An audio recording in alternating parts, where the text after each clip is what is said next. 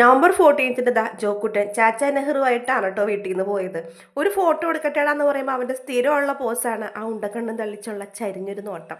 അപ്പോൾ പിള്ളേരൊക്കെ അങ്ങനെ സ്കൂളിൽ പോയി. നമുക്ക് ഇവിടെ നിന്ന് ട്രീ കട്ടിങ് ആയതുകൊണ്ട് കറണ്ട് ഇല്ല കേട്ടോ.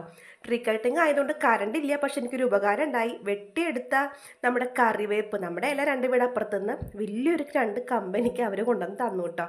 അപ്പോൾ നമുക്ക് കുറച്ച് ദിവസത്തേക്ക് ഇനി വേപ്പല തപ്പി അന്വേഷിച്ച് നടക്കണ്ട. കറണ്ട് ഇല്ലെങ്കിലും സിങ്കിൽ ഇഷ്ടംപോലെ പാത്രങ്ങളുണ്ടാവും.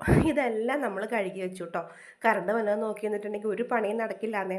പക്ഷെ വിചാരിച്ചതിലും വേഗത്തിൽ വന്നു കേട്ടോ. വൈകിട്ട് 5:30 എന്ന് പറഞ്ഞിട്ടുണ്ടായിരുന്നത് ഒരു 11 മണിക്ക് മുന്നേ തന്നെ കറണ്ടൊക്കെ എത്തി.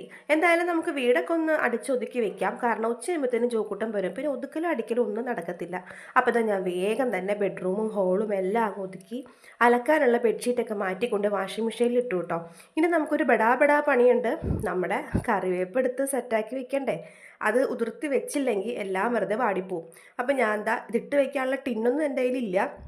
എല്ലാം കൂടി ഇങ്ങനെ ഉതിർത്തി എടുത്തിട്ട് 2 അത്യാവശ്യം വലിയ കിറ്റിലാക്കി വെച്ചിട്ടുണ്ട്. കുറച്ച് ഞാൻ ട്യൂഷൻ കുട്ടികൾക്ക്